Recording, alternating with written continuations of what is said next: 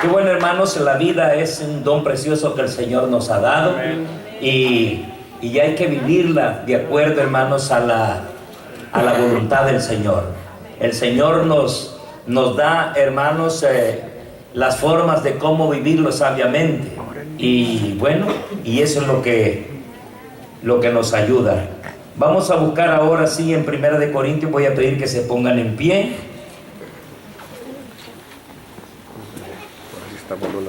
Mientras ustedes están poniendo en pie, buscando 1 Corintios capítulo 11, quiero desde ya que se vayan preparando las parejas. Vamos a tener conferencias para matrimonio, creo que el 12 de abril, y así es que estamos ultimando detalles, así que vayan preparándose. Y hermanos, sí hay que pues, preparar al esposo también, ¿verdad? Amén. ¿Verdad? Porque el costo va a ser por pareja. Así es que, hermanos, y los esposos deben decir amén y deben de alegrarse, porque, hermanos, esto es para bienestar del matrimonio. Y, hermanos, no sabemos todavía qué es lo que Dios tiene para nosotros en esas conferencias, pero siempre cuando se trata de algo de Dios, siempre va a tener cosas positivas y buenas. Primera de Corintios 11, 23 en adelante dice,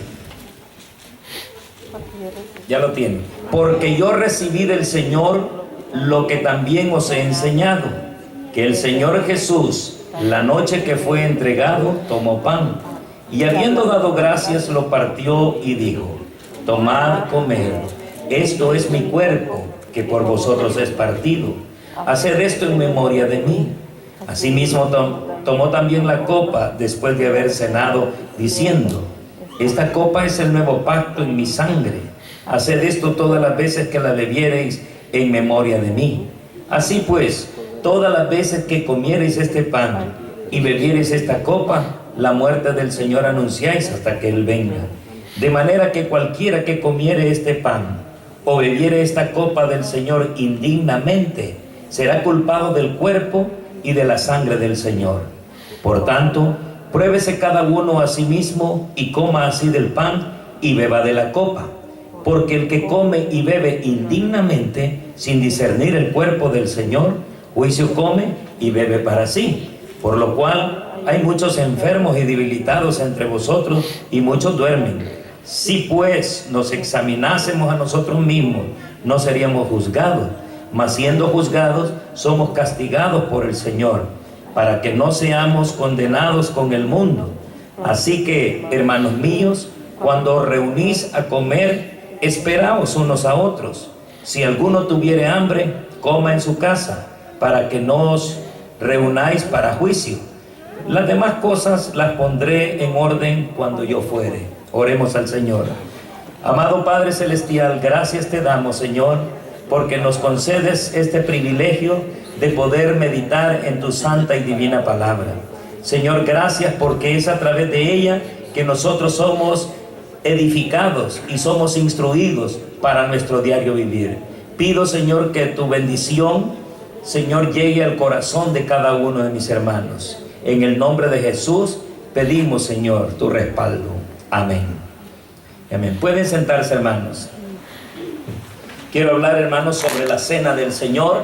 Hoy, como ustedes ven, generalmente casi hemos designado cada primer domingo de mes, ¿verdad? Celebramos o conmemoramos, ¿verdad?, lo que llamamos la cena del Señor.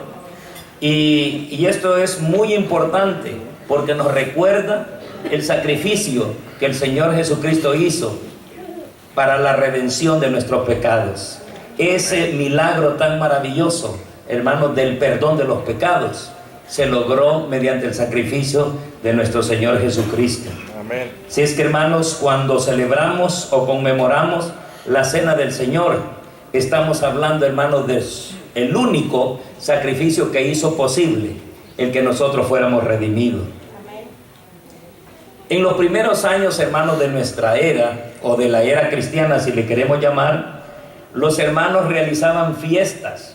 Vamos a decir, la iglesia, aquella en sus comienzos realizaban fiestas ellos. Estas fiestas le llamaban ágapes.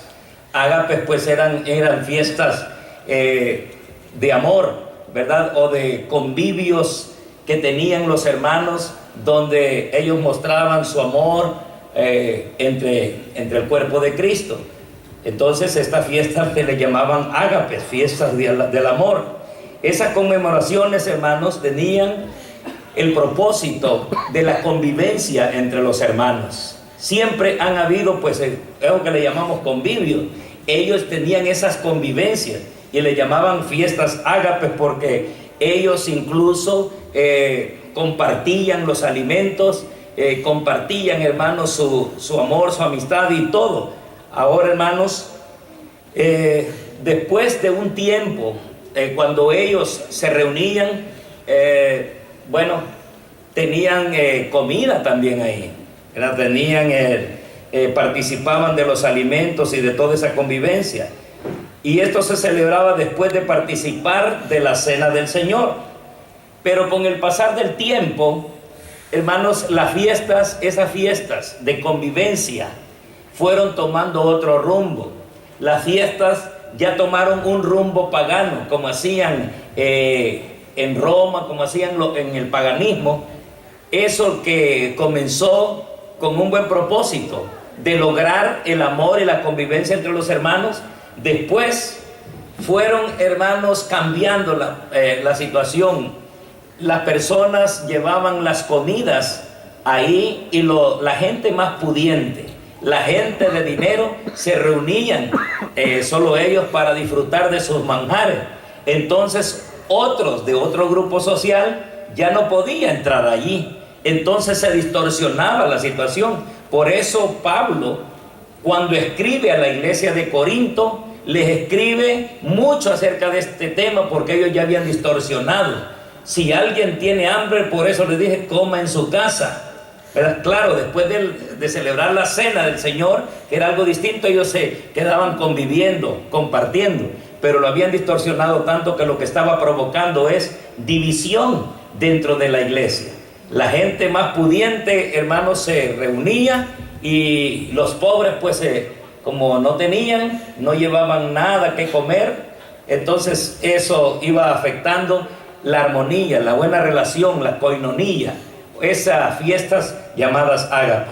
Por eso, hermanos, cuando se lee este pasaje, cuando nosotros leemos, hermanos, aquí en el capítulo 11 de lo que leímos, dice el versículo 27, de manera que cualquiera que comiera este pan o bebiera esta copa del Señor indignamente será culpado del cuerpo y de la sangre del Señor. Por tanto, pruébese cada uno a sí mismo y coma así del pan y beba la copa. Está hablando todavía de la cena. Porque el que come y bebe indignamente, sin discernir el cuerpo del Señor, juicio come y bebe para sí. Por lo cual hay muchos enfermos y debilitados entre vosotros, y muchos duermen. Si pues nos examinásemos a nosotros mismos, no seríamos juzgados. Mas siendo juzgados, somos castigados por el Señor, para que no seamos condenados con el mundo. Así que, hermanos míos, cuando reunís, aquí ya cambia Pablo, ¿verdad? Ya no está hablando propiamente de la cena, está hablando de esa convivencia que ellos tenían. Por eso dice, así que, hermanos míos, cuando reunís a comer, esperaos unos a otros. Si alguno tuviere hambre, coma en su casa, para que no os reunáis para juicio.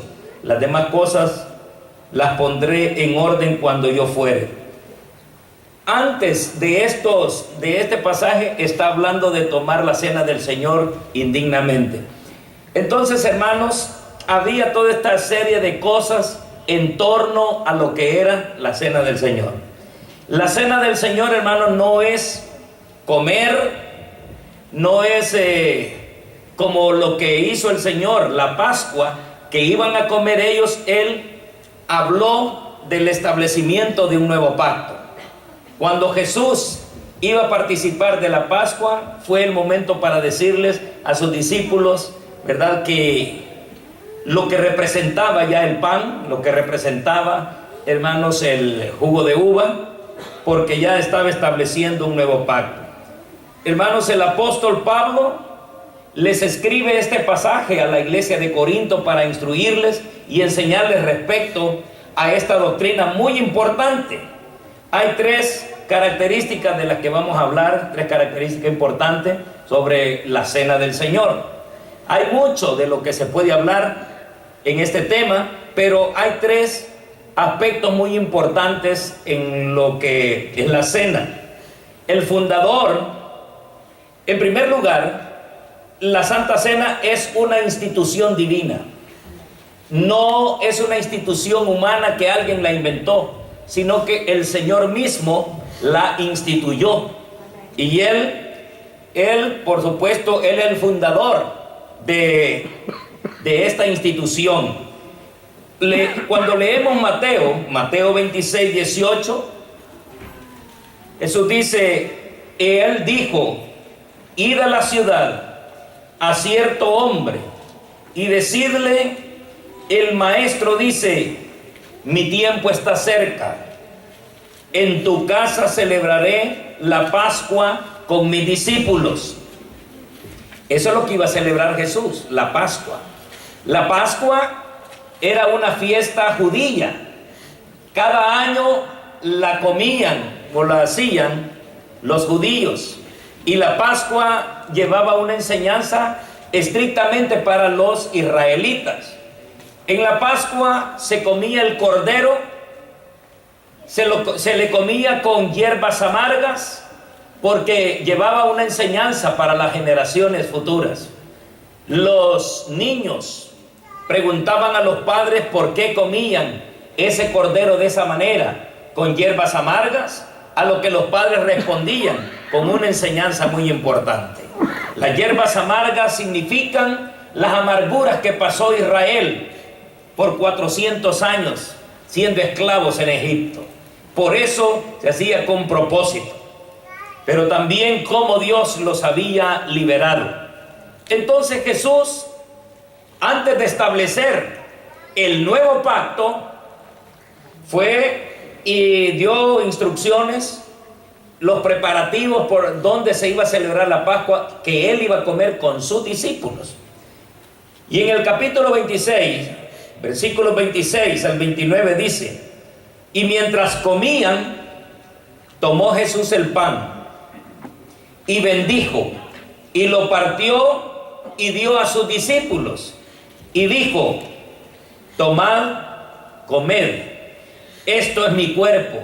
Ya esto cambia todo lo que era la Pascua. Amén. Porque aquí empieza a hablar de una manera extraña Jesús. Ya no se habla de la manera como se hablaba cuando comían la Pascua. Hablaban de otras cosas, como fue la liberación. Pienso que habían hasta cantos en eso de la Pascua, de cómo con mano poderosa Dios los había liberado, 400 años cautivos, pero Dios Todopoderoso, por conducto de Moisés, nos sacó de Egipto, y hablaban de las proezas de Dios en ese momento de la Pascua, y enseñaban a sus niños, a sus hijos, toda esa serie de cosas que conllevaban a la liberación de Israel. Aquí Jesús cambia. Está comiendo lo que todos conocen como la Pascua, pero está con sus discípulos, y ellos van a saber que algo está cambiando acá.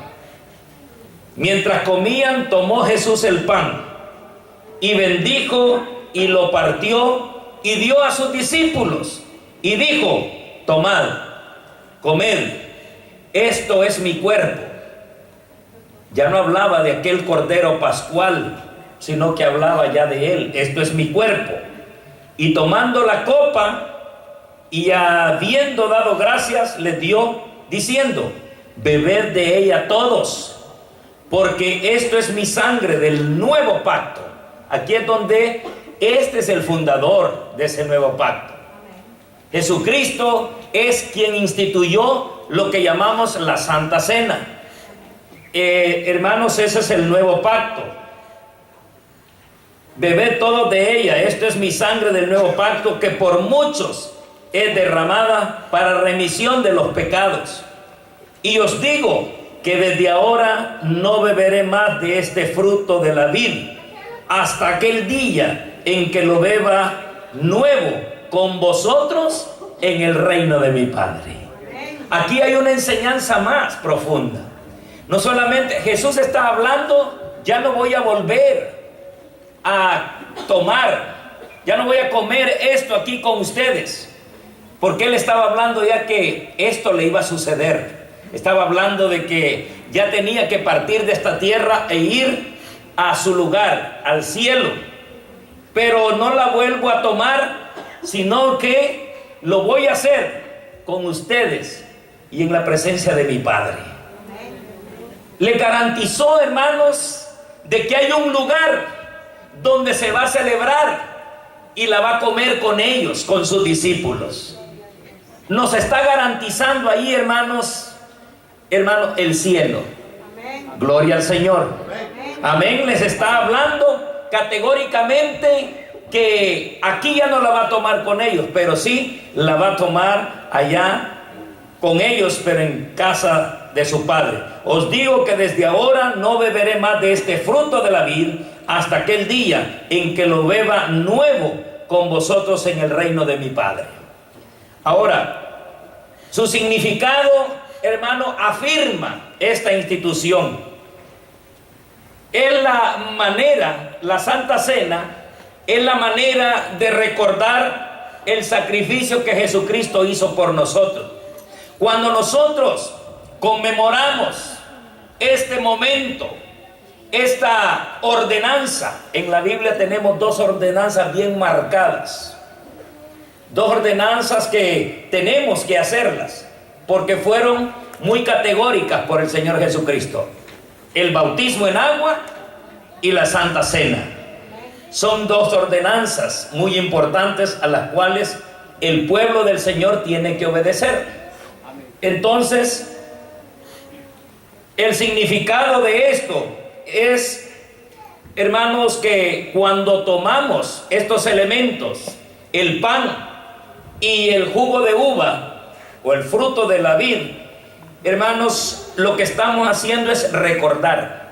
Estamos recordando, hermanos, el sacrificio que Jesucristo hizo por nosotros.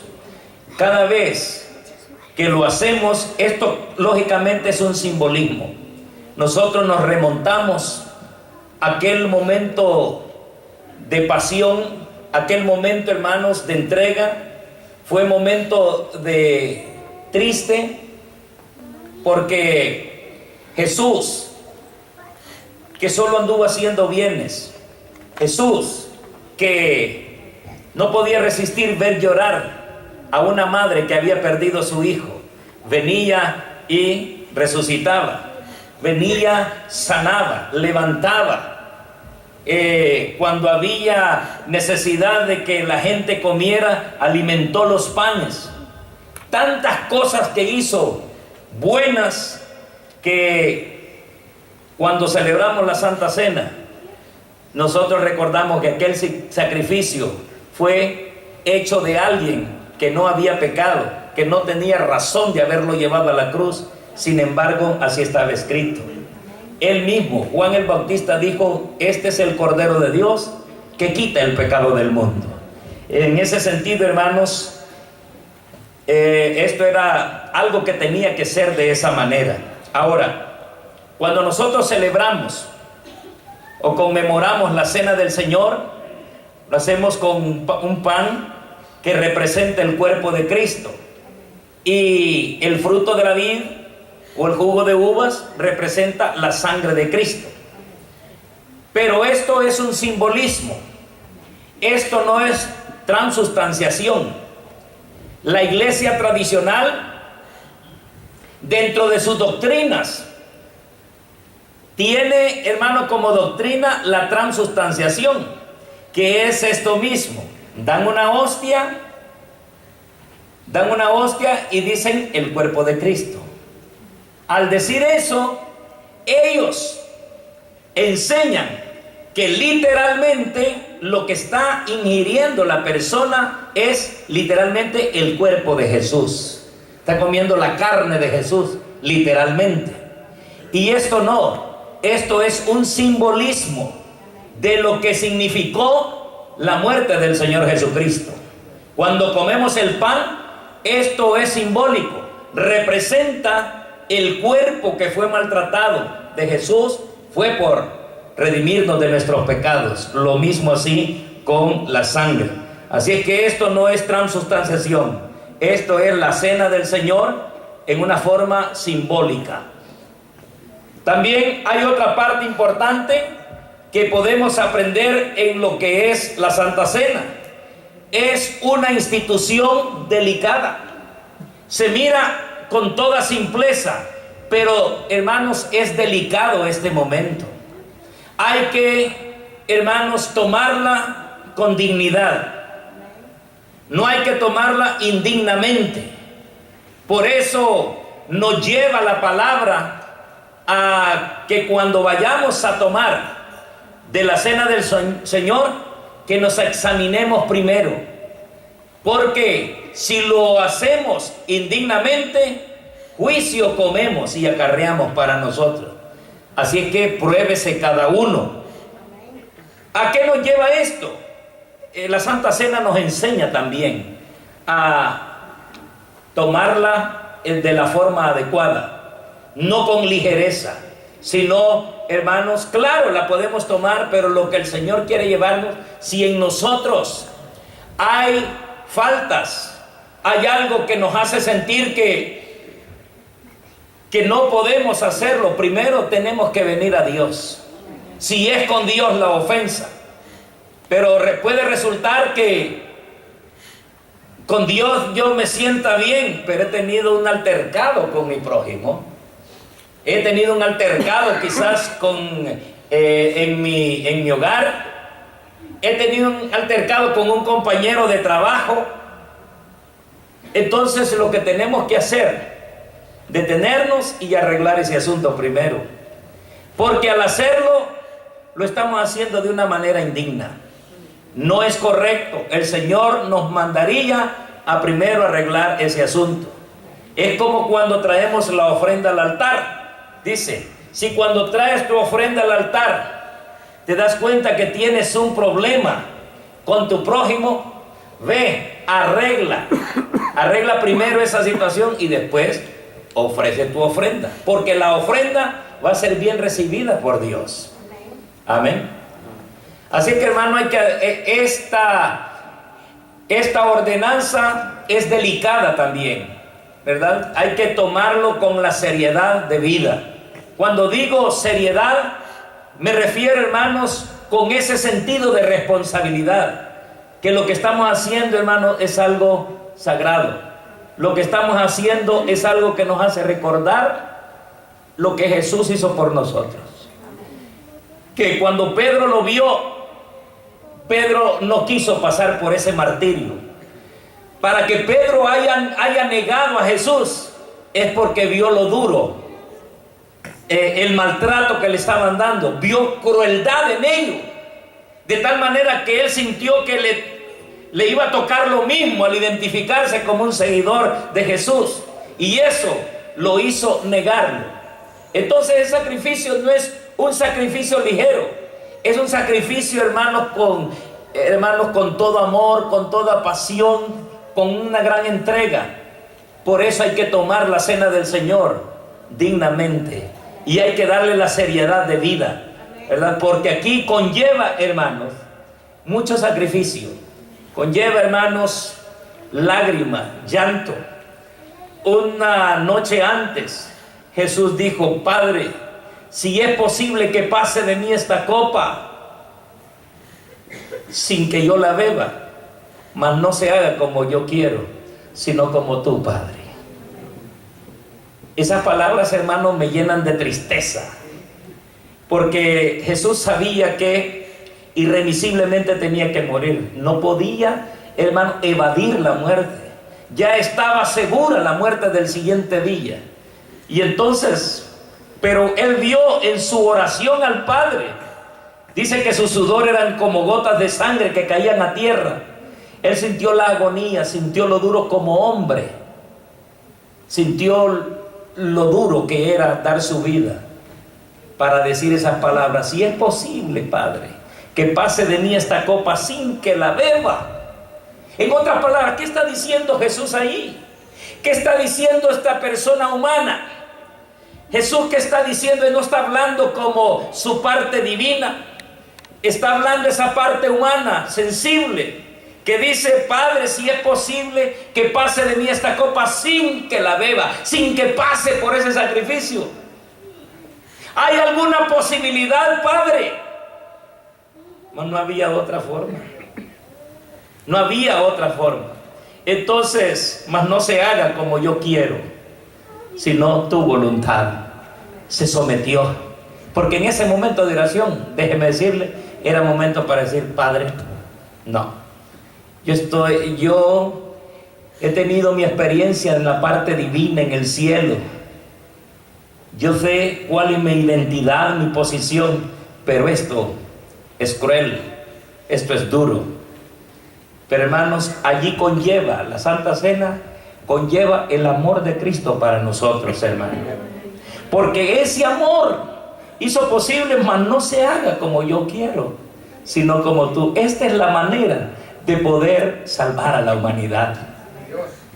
Esta es la manera de que la humanidad no se pierda. Por eso cuando vemos San Juan 3:16, vemos un inmenso versículo, un inmenso amor. De tal manera amó Dios al mundo que dio a su Hijo unigénito, para que todo aquel que en Él cree no se pierda, mas tenga vida eterna. En la Santa Cena, hermanos, vemos nosotros también esta parte, una parte delicada, una parte que hay que, hermanos, saber que cuando la tomamos, lo vamos a tomar pensando, hermano, en el amor de Dios, en su misericordia, en su compasión, que no rehusó morir. Al comer o al tomar los elementos de la cena, nosotros debemos de discernir, debemos de examinarnos. Por eso debemos de tener primero un tiempo de reflexión, decir: Padre, aquí estoy, perdóname por mis faltas, perdóname por todas esas cosas, Señor, que no son agradables a ti, que a veces como humanos las hacemos. Como humanos nosotros vamos a fallar, hermano. De humanos es el equivocarnos, pero de cristianos es el enmendar las faltas. Como cristianos sabemos cuál es el camino, ¿verdad? Dice la Biblia que el que encubre su pecado no prosperará, mas el que lo confiesa y se aparta alcanzará misericordia. Dice Juan también: hijitos míos, estas cosas os escribo para que no pequéis. Pero si alguno hubiere pecado, abogado tenemos para con el Padre, a Jesucristo. Él es la propiciación por nuestros pecados. Entonces, hermanos, tenemos un refugio. Tenemos, cuando admitimos que hemos faltado ante Dios, pedimos perdón, podemos tomar de la cena. ¿Por qué? Porque inmediatamente aceptamos que Dios es perdonador también, y Él nos perdona. Amén. Dice la Biblia: si confesamos nuestros pecados, Él es fiel y justo para perdonar nuestros pecados y limpiarnos, no dice de alguna maldad, dice y limpiarnos de toda maldad. Si andamos en luz, como Él está en luz, tenemos comunión los unos con los otros, y la sangre de Jesucristo, su Hijo, nos limpia, no de algunos pecados, nos limpia de todo pecado.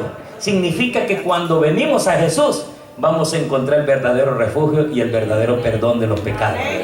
Pero no podemos venir tomándola, hermano, a la ligera. Tenemos que concientizarnos y admitir que somos faltos delante de Dios. Decirle: Padre, aquí estoy. Y tomar de la cena. Estamos participando de su muerte. Así es que, hermanos, el cuerpo del Señor se debe tomar conciencia de su significado divino. El pan representa el cuerpo del Señor. La conciencia propia, hermanos, también debemos de examinarnos, dice la Escritura, a nosotros mismos. El versículo 28 dice: por tanto, pruébese cada uno a sí mismo. Está leyendo conmigo el verso 28. A eso nos manda: pruébese cada uno a sí mismo y coma así del pan y beba de la copa, porque el que come y bebe indignamente sin discernir el cuerpo del Señor, juicio come y bebe para sí, sin discernir el cuerpo del Señor. El cuerpo del Señor es un cuerpo santo. Hermanos, el cuerpo del Señor, un cuerpo que no, hermanos, tenía que ser sacrificado, fue tentado en todo, pero sin pecado. Al que no conoció pecado, por nosotros Dios lo hizo pecado. Cuando examinamos o discernimos el cuerpo de Cristo, es un cuerpo santo y se dio como el cordero sin mancha. Debo discernir que como Él es santo, yo también debo de participar de eso. Debo de tomarlo con toda esa seriedad. Así es que dice, por lo cual, bueno, esta ya es otra parte. Ahora, es importante saber de que la cena se debe tomar con toda delicadeza. Por eso, hermanos, nosotros siempre hablamos de que aquellas personas que están conviviendo en consentimiento mutuo, es decir, que solo están, como dicen, juntados, pero no se han casado, les decimos en el nombre del Señor que se abstengan de tomar la cena del Señor, ¿verdad? Y eso les debe animar. Esto no es para desanimar a estas personas, sino más bien para que ellos vayan cayendo en la seriedad que esto conlleva, y ellos se esfuercen también por arreglar su vida delante de Dios, ¿verdad? Entonces yo en todo el tiempo que he estado en el Evangelio, he visto que han habido personas que ven con seriedad esto, pero no la pueden tomar por ciertas situaciones que se tienen que pasar y no las han pasado. Pero esperen, cuando eso pasa, he visto aquí gente que se ha bautizado y se ha casado antes, porque es de otra cosa. Para llegar al bautismo tienen que estar casados primeramente. Los solteros no se deben de afligir en esto, porque no, o sea, puede seguir soltero. Esto es para los que están juntos, acompañados, nada más. Y así hemos visto experiencias de personas que quizás nunca pasó por su cabeza el casarse. No, así está bien. Seguían el eslogan del mundo que es: ¿y para qué queremos los papeles? Lo importante es que nos amamos. No, en Dios tenemos que, no importa, tenemos que arreglar el papelito. Tenemos que casarnos. Entonces, hermano, hay personas que nunca habían pensado en eso, pero querían bautizarse. Cuando les hablamos de esto es necesario, esto, llegan a eso: me caso, porque ama al Señor, y qué bendición. Y cuando participan de la cena, esta gente se siente realizada, se siente, hermanos, que está tomando con seriedad, está discerniendo el cuerpo de Cristo. Amén. Es una bendición participar de los elementos de la cena, hermanos, porque si se toma indignamente, la palabra misma dice que hay consecuencias, ¿verdad? Hay consecuencias al que no discierne adecuadamente el cuerpo de Cristo. Dice que es culpable de juicio, es culpable de enfermedad y debilidad, es culpable incluso hasta de muerte. Muchos duermen hoy. Así es que, hermanos, es de tomarlo, hermanos, con la seriedad de vida. La Santa Cena es una institución que en esta institución hay enseñanza, nos instruye la Santa Cena. La Santa Cena señala la muerte de Cristo para librarnos del pecado. Aquí en la Santa Cena aprendemos el por qué vino Cristo. Aprendemos lo que hizo el Señor por nosotros. Él dijo: este es mi cuerpo que por vosotros es partido. Eso es lo que enseña la Santa Cena. Tomad, comed, esto es mi cuerpo que por vosotros es partido. Trae enseñanza. En otras palabras, estoy dando mi vida para que ustedes tengan vida. También, hermanos, señala, nos enseña. Por eso la Santa Cena, otra de las cosas importantes que hace es enseñarnos, instruirnos. Nos enseña incluso de la segunda venida. Dice: todas las veces que comiereis este pan y bebiereis esta copa, la muerte del Señor anunciáis hasta que Él venga. Tenemos enseñanza de la segunda venida. ¿Cuántos dan gloria a Dios por ello? La Santa Cena, hermanos, es muy importante el que participemos de ella. En la Santa Cena hay todos estos factores que son muy importantes para la fe cristiana. No podemos nosotros con los tiempos modernos, hay personas que ya miran las ordenanzas del Señor como que no necesarias dentro de la cristiandad. Por ejemplo, hay personas que ya ni bautizan a sus congregados, ya no se necesitan, ¿verdad? Sin embargo, Jesús nos dice otra cosa. Jesús no necesitaba bautizarse, porque si entendemos el simbolismo o el significado de lo que es el bautismo, nos damos cuenta que Jesús no lo necesitaba. Porque primeramente Él nos dice la palabra que fue tentado en todo, pero sin pecado. Y al que no conoció pecado, la Biblia dice que Él no conoció pecado, entonces, hermano, no necesitaba el bautismo. Porque el bautismo su simbolismo es muerte al hombre viejo. Y cuando sale del agua, simboliza eso que ha resucitado para andar en vida nueva. Y Juan el Bautista lo entendió. Cuando Jesús venía a ser bautizado por Juan en el río Jordán, hermanos, Juan el Bautista lo identificó y dijo: no, Señor, no, yo necesito ser bautizado por ti y tú vienes a mí. Juan lo entendió, tú no necesitas el bautismo, yo necesito que tú lo hagas, que me bautices a mí. Deja ahora, Juan, dijo Jesús, porque así es necesario que cumplamos toda justicia. Aunque no lo necesitaba, nos enseñó el sendero que debemos tomar todos los cristianos. No lo necesitaba. Entonces, si Cristo es mayor que nosotros, ¿cuánto más nosotros no necesitamos ir al bautismo y emprender la carrera cristiana? Si Él nos dio el ejemplo, nosotros tenemos que hacerlo. Y nosotros con mayor razón, porque nosotros sí lo necesitamos. Por esa razón un niño no necesita el bautismo, porque él no puede decir al niño: muero al hombre viejo. Ni hablar puede el niño, ¿verdad? Él no puede decir: me arrepiento de todos mis pecados. Y no puede venir al templo a decir: si a alguien he ofendido, pido que me perdonen. No puede hacer eso el niño. No hay premeditación para hacer las cosas. El pecado está en aquel que sabe hacer lo bueno y no lo hace. Entonces el niño no tiene esas cosas. Entonces por eso de ellos es el reino de los cielos.